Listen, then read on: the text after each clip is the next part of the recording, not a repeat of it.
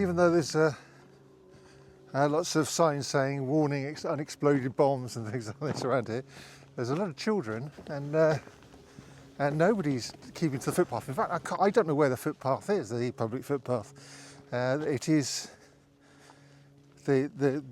what I thought was the bridleway had great big tank stoppers at the end of it with no sign saying bridleway.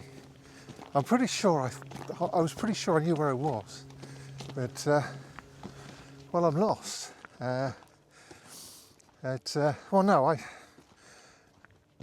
I'm not so much lost. I know how to get back to the car. I just don't know where I am. But anyway, I think this is Sidbury Hill in front of us.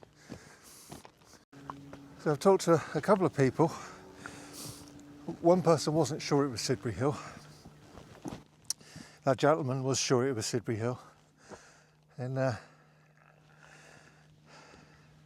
but I'm definitely not on the right footpath. It's not it is I'm meant to be on that side, I think. If I am even approaching it from the side, I think I am. But Sidbury.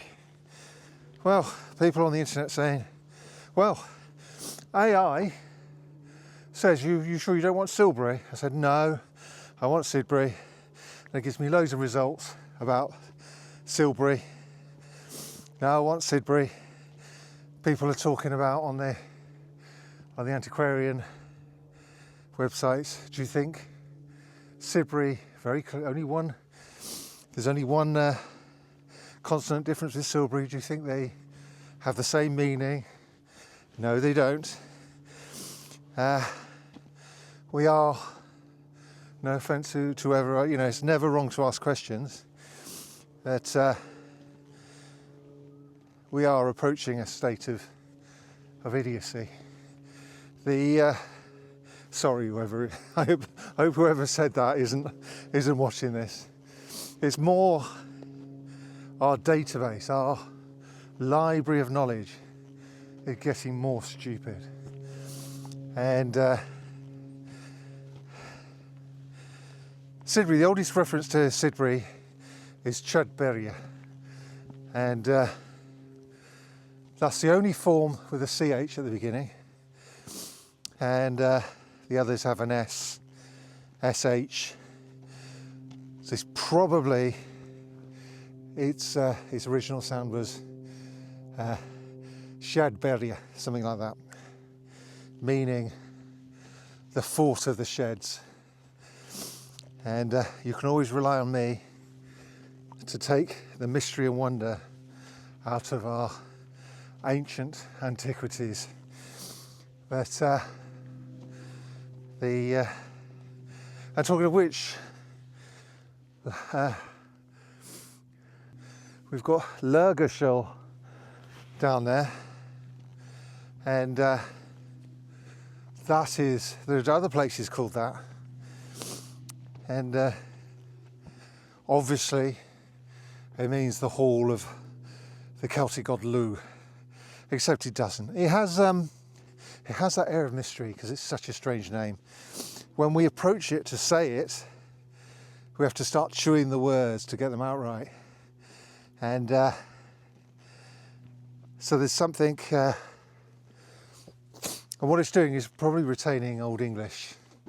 This isn't easy for modern English to pronounce. It may be Ludgershall, and which means the hollow of Ludger, and but it might not be.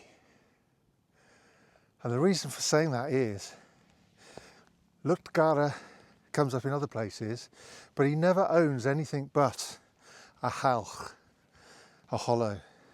He never owns a berry like this, a fort.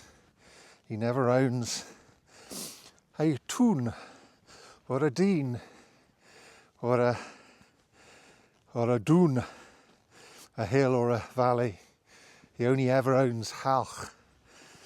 A bit like Badbury, Mr. Barrow only ever owned forts, he never owned anything else, which is obviously suspicious. So the reason when our academic record says it is Ludgershall Hull is because there were two factions, those that took a topographical approach, that words were talking about things in the landscape, and the second one was names were named after people who owned the landscape. Ludgershall owned that hollow. Now the problem is the second lot won. They won the argument, they demonstrated it's mostly people's names and the thing that they owned. But sometimes it isn't, not always. And I think we might have that with Ludgershall. See, I can't even say it.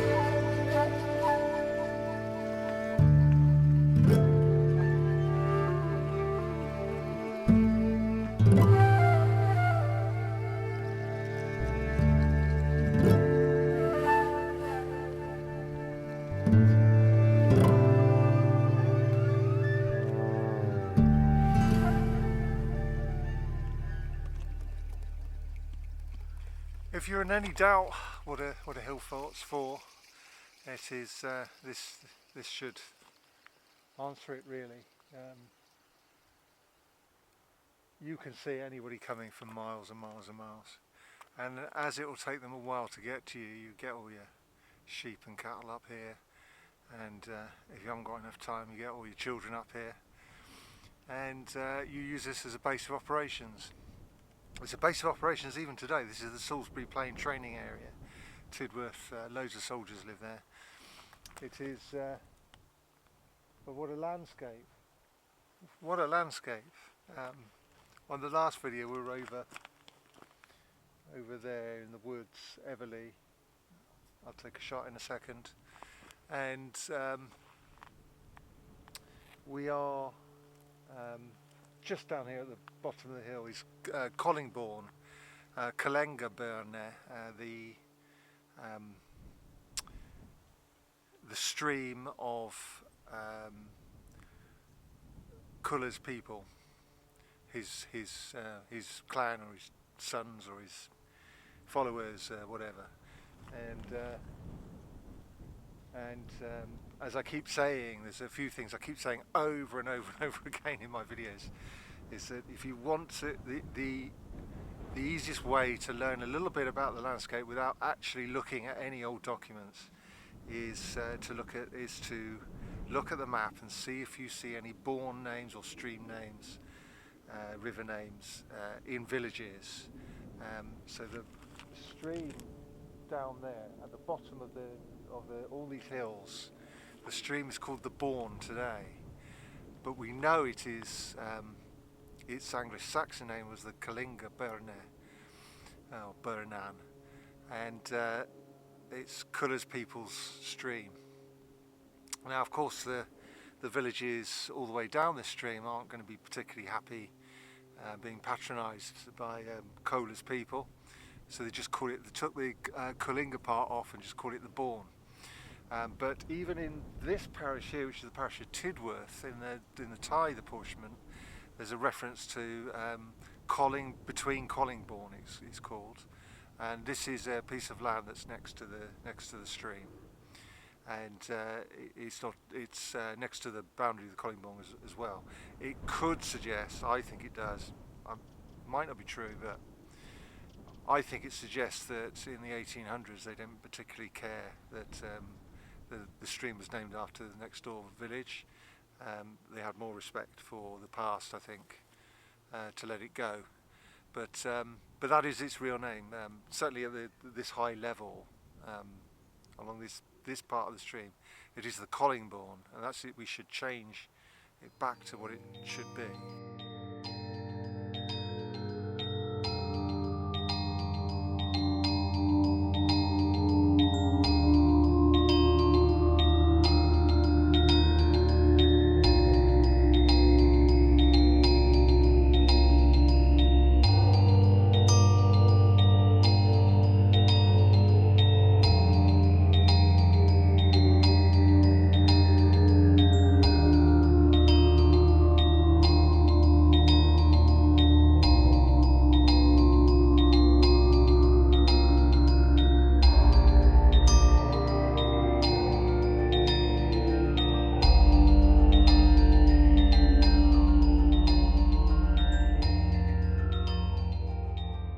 Got no hesitation in calling this landscape sacred, symbolic, which is unusual for me because most of the videos you would have seen me making have been about war, sheep, ploughing, who's in charge.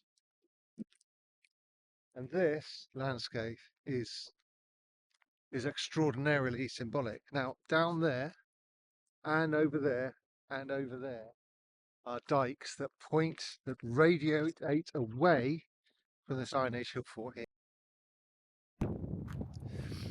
From a point on this end, the northern end, they all point towards that point, or point away from it, one of the two.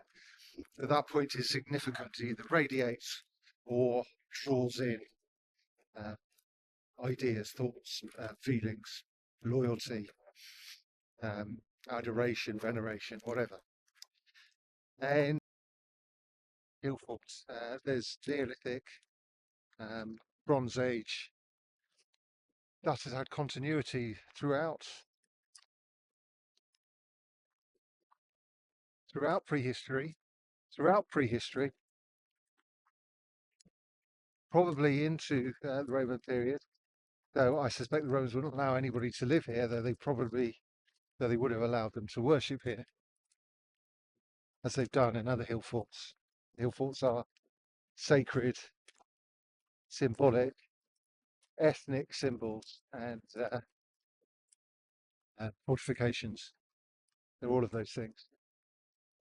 But it is quite clear. There's a lot of people off-roading today, but I'm quite clear that I'm a lot of off-roading.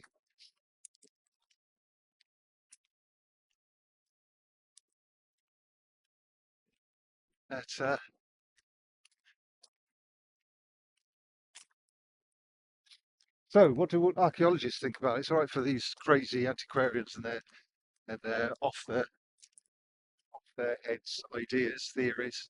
What do the archaeologists think? Well, the archaeologists think that there are branch boundaries. Bear in mind, a dike is not going to stop a cow from getting into the next field. It had to, if it was the case that they are branch boundaries. Remember, a boundary is not just something that stops an animal getting through. It is a mental barrier that makes you think twice about crossing it. It's about social organisation. So it could be that they might be right. I don't disagree with them, but archaeologists, I would advise archaeologists to do an art theory degree, or a couple of modules in their degree, whatever, on art theory, on the critique of art, art history, to get an understanding of interpreting things that are being displayed to you. And this is display. There is no reason to do something in a straight line. And this is another thing we often talk about, the prehistoric past not having any straight lines. These are dead straight. We have, it's something that is pretty unusual in that their thinking allowed them, or the authority here, that there was enough authority here to say, I don't care where your farm is. I'm making a new, I'm redrawing the boundaries of your farm. And they go, no, no, not doing. Well, I'm the one with authority. I'm telling you, we're doing it. Which is how the Romans got away with having straight roads. You didn't argue with the Roman because they were ruthless. And we may have had a ruthless ruler here. It was Abel who had the authority to say, no, we're doing this. Dead straight line, goes up there, along here, and then you can just see along the hillside the dike. Now I normally use Anglo-Saxon boundary charters to give us the oldest insight that we can get. Now, the people who built this Iron Age hill fort were, probably less than 1,000 years before the English arrived, and the Anglo-Saxons are the early English. So they were out of date when they were writing stuff down, but they can give us clues. There isn't very much here. The boundary of Collingbourne, as I was saying, Collingbourne. It is the boundary today cuts straight along the bottom of this hill. In the 19th century, it sort of cut in. It was a cut in along here. It's really hard to work out which is the most authentic.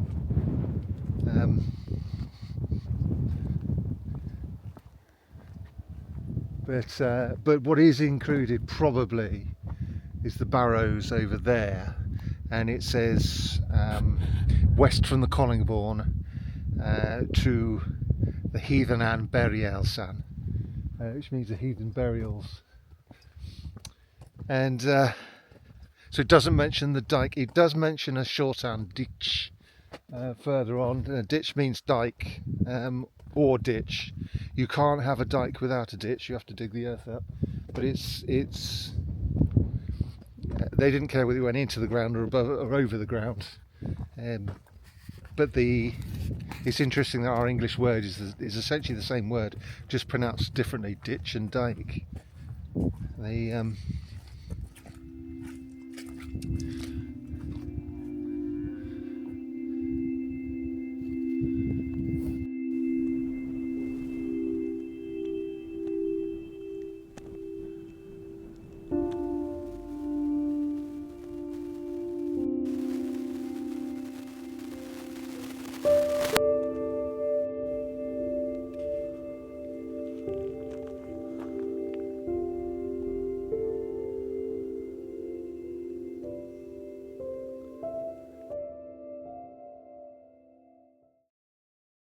As you can see, there is a dike down the middle with two ditches on either side.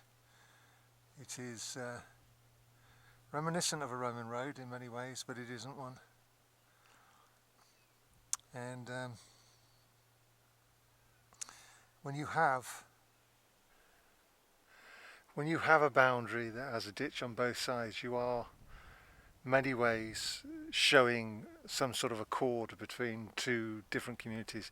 If that's what we're seeing at all, it could have been a division, it could have been a kingdom, small statelets set around this hill fort, divided up into 4 or 5 pieces, and each part being united as well as subdivided for administrative purposes. So you might be seeing that, we might not be seeing that, might be seeing something completely different. But the map is ambiguous whether or not it is a road with two dykes on either side, or a dike in the middle with 2 ditches. But that sets the record straight, I think.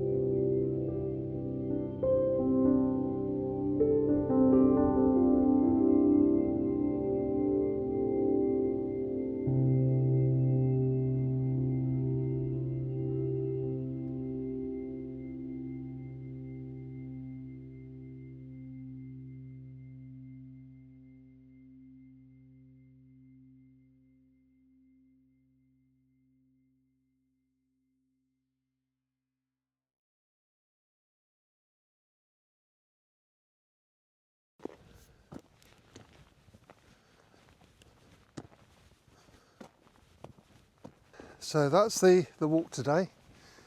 I got here too late. The light was beautiful this morning. Still is beautiful now. You might see it shining off my head. And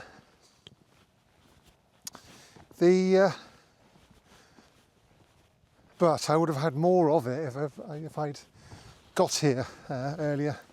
I did leave. I was up earlier. Everything was charged. I was ready to go.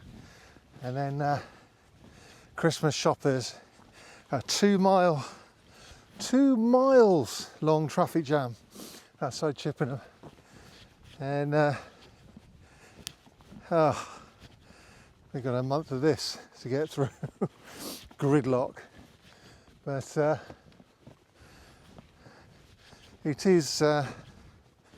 it was worth getting here. I had 2 hours.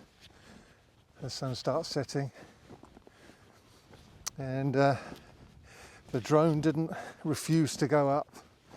If it had orders to stay on the ground, it disobeyed them. And it's an interesting downland landscape. So the question is, what is going on? I said it's a sacred, certainly symbolic landscape. All of these barrows, there's loads of them, but they seem to be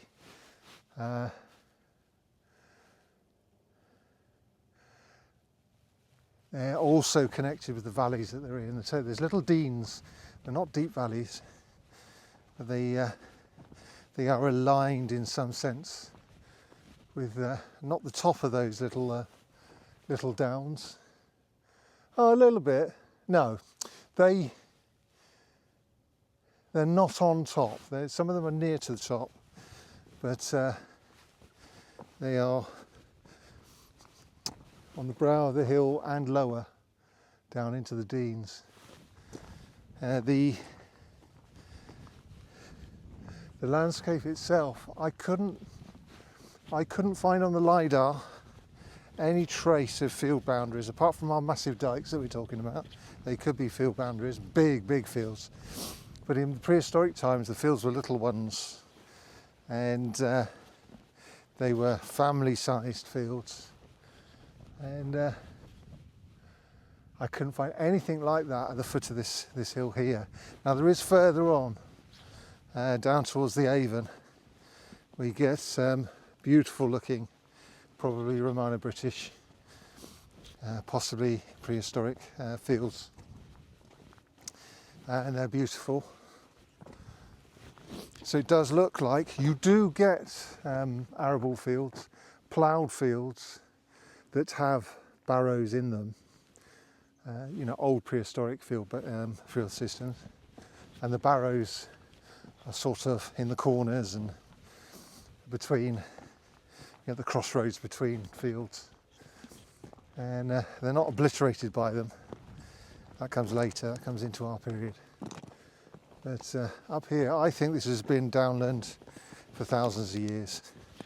Absolutely convincing. When I mean downland, if you're not familiar with that, that means land that isn't ploughed. It is land that is grass for putting your sheep and your cows. And some of that is retained in the field names. We had cow down last week. Got another cow down over here. Cowwood down tear, it says. An old. So we know, what's the point in me telling you fancy sort of Middle Ages names of places when we have the current names, which is Cowdown today. Well, it tells us that it wasn't called Cowdown in the last couple hundred years. It's a medieval thing. And very often if you have "le" in front of it, it means it was given that name in post-conquest, Norman times or later, and not necessarily Anglo-Saxon. But no, I've got no real, apart from Heathen and Berry Alsace, and Shorten Ditch and Collingbourne, we have no really old names for this area. The name of Chudbeorh, I think, is 1300. which is Sidbury. Anyway, that's my walk. Thank you for watching. If you've got this far, thank you. And remember to subscribe. If you give me a thumbs up, it helps with the algorithm. If you care enough to give me a bit of a boost, a thumbs up will do it. And hope to see you on the next one. Thanks for watching. Ta-ra for now.